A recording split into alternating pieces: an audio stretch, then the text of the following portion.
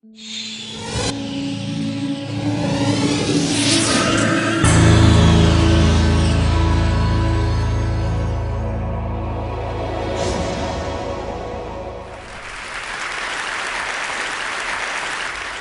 to TED. Thank you very much. The first TED has been great. Have you met anyone interesting? Well, the nice thing about TED is everybody's interesting. I was very glad to see Goldie Hawn because I had an apology to make to her. I'd had dinner with her about 2 years ago, and she had this big wedding ring, and I put it on my finger, and I couldn't get it off. And I went home to my wife that night, and she wanted to know why I had another woman's massive big wedding ring on my finger. And anyway, the next morning we had to go along to the jeweler and get it cut off. So, apologies to Goldie. That's pretty good. So we're going to put up some slides with some of your companies here. You've started one or two in your time. So, Virgin Atlantic, Virgin Records. I guess it all started with a magazine called Student, and then yes, all these other ones as well. I mean, how do you do this? I read all these sort of TED instructions. You must not talk about your own business and this, and he asked me, so I suppose you're not going to be able to kick me off the stage since you asked the question. So, it depends what the answer is. But no, I think I learned early on that if you can run one company, you can really run any companies. I mean, companies all about finding the right people and inspiring those people, drawing out the best in people, and I just love learning, and I'm incredibly inquisitive, and I love taking on the status quo and trying to turn it upside down. So I've seen life as one long learning process, and if I see if I fly on somebody else's airline and find the experience is not a pleasant one, which it wasn't 21 years ago, then I'll think, well, maybe I can create the kind of airline that I'd like to fly on, and so got one sort of second-hand 747 from Boeing and gave it a go. Well, that was a bizarre thing because you made this move that a lot of people advised you was crazy, and in fact. In a way, it almost took down your empire at one point. I had a conversation with one of the investment bankers who, at the time when you basically sold your Virgin Records and invested heavily in Virgin Atlantic, and his view was that you were trading, the world's fourth biggest record company for the 25th biggest airline, and that you were out of your mind. Why did you do that? Well, I think that. There's a very thin dividing line between success and failure, and I think if you start a business without financial backing, you're likely to go the wrong side of that dividing line. We were being attacked by British Airways. They were trying to put our airline out of business, and they launched what's become known as the Dirty Tricks campaign. And I realised that the whole empire was likely to come crashing down unless I chipped in a chip, and in order to protect the jobs of the people who work for the airline and protect the jobs of the people who work for the record company, I had to sell the family jewelry to protect the airline. And post Napster, you're looking like a bit of a genius actually for that as well. Yeah, as it turns out, it proved to be the right move, but it was sad at the time, but we moved on. Now, I mean, you use the Virgin brand a lot, and it seems like you're getting synergy from one thing to the other. What does the brand stand for in your head? Well, I mean, I like to think it stands for quality. That if somebody comes across a Virgin company, that not quality, Richard. Come on now, everyone says quality. But I was going to move on. It's we have a lot of fun, and I think the people who work for it enjoy it. We as I say, we go in and shake up other industries, and I think we do it differently, and I think that industries are not quite the same as a result of Virgin. There are a few launches you've done where the brand maybe hasn't worked quite as well. I mean, Virgin Brides. What happened there? We couldn't find any customers.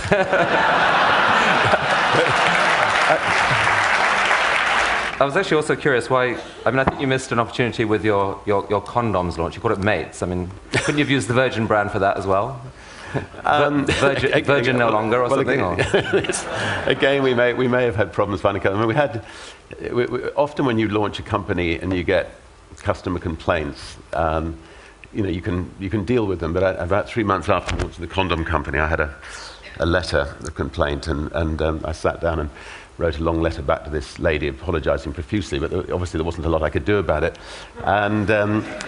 And then 6 months later, or 9 months after the problem had taken, I got this delightful letter with a picture of the baby asking if I'd be godfather, which I became. So all worked out well. Really? Again. Yes. You should have brought a picture. That's wonderful. So just help us with some of the numbers. I mean, what are the numbers on this? I mean, how big is the group overall?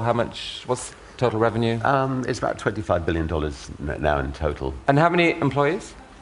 About 55,000. So you've been photographed in various ways at various times, and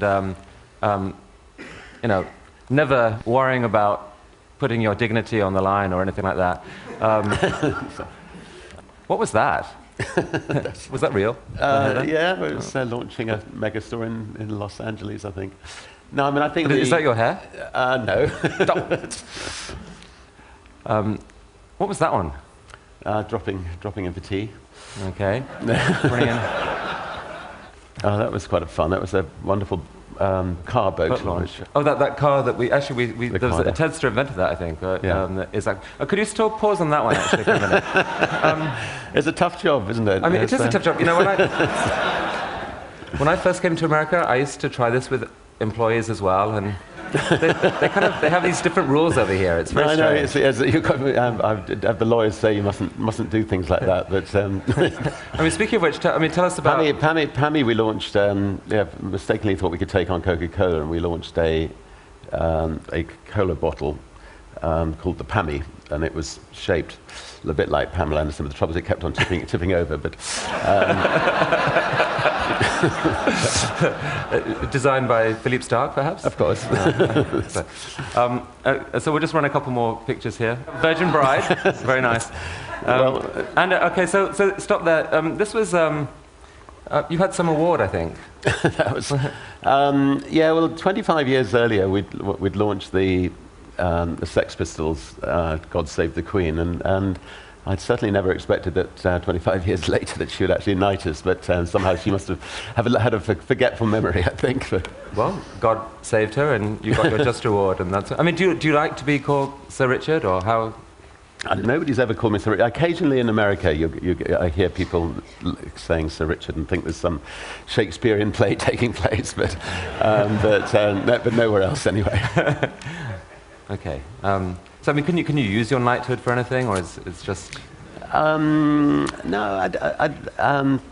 I suppose if you're having problems getting a booking at a restaurant or something, that might be worth using it. No, it's not Richard Branson; it's Sir Richard Branson. I'll get the secretary to use it. Okay, so let's look at the space thing. I think we've got a video that shows what you're up to, and Virgin Galactic you're calling it, yes?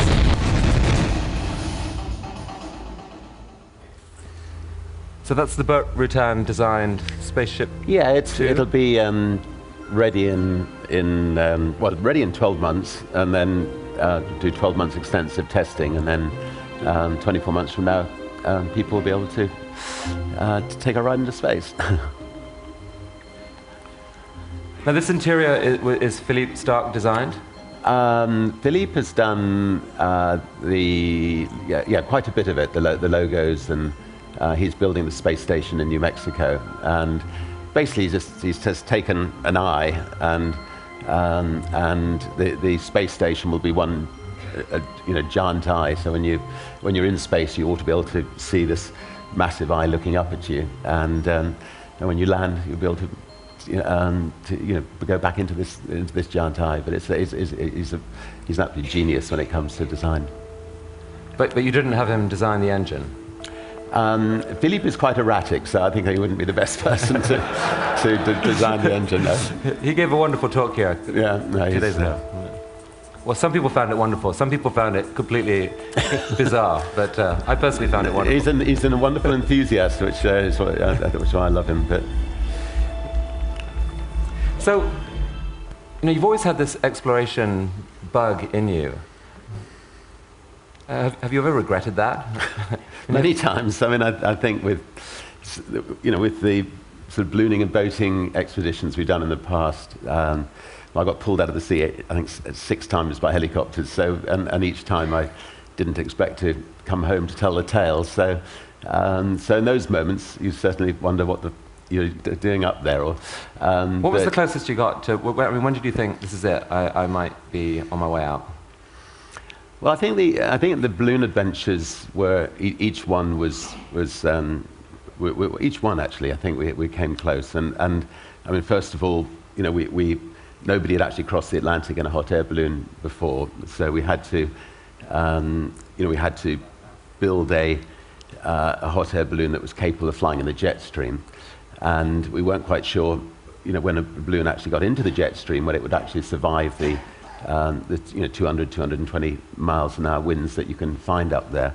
And so just the initial lift off from Sugarloaf to cross the Atlantic, as we were pushing into the jet stream, this enormous balloon, the top of the balloon ended up going at a couple of 100 miles an hour. The capsule that we were in at the bottom was going at maybe 2 miles an hour, and it just took off, and it was like holding on to 1,000 horses, and we were just crossing every finger, praying that the balloon would hold together, which fortunately it did. But the ends of all those balloon trips were, something seemed to go wrong every time. And on that particular occasion, the more experienced balloonist who was with me jumped and left me holding on for dear life. But I've been. Did he tell you to jump, or he just said, "I'm out of here"? No, he told me to jump, but once his weight had gone, the balloon had shot up to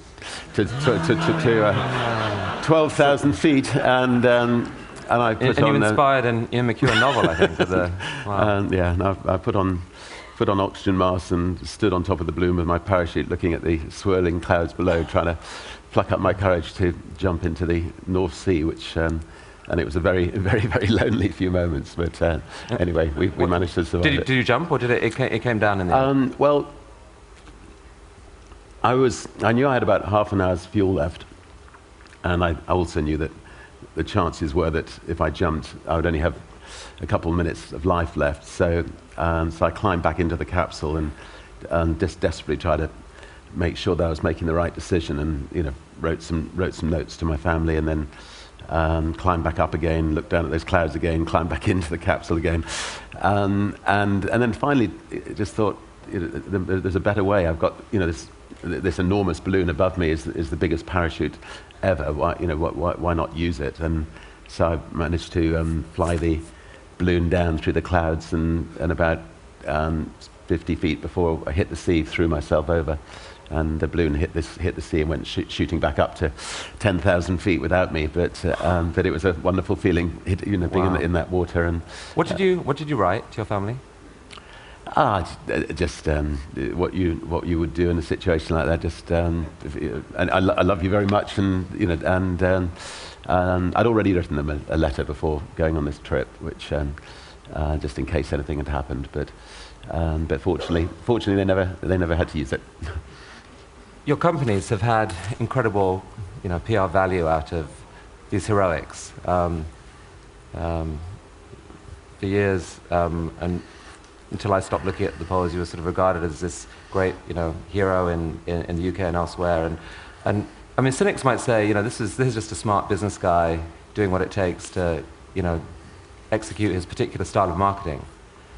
How much was the sort of the PR value part of this? Well, of course, the PR experts said that as an airline owner, the last thing you should be doing is heading off in balloons and boats and crashing into the seas. And in fact, They had a point, Richard.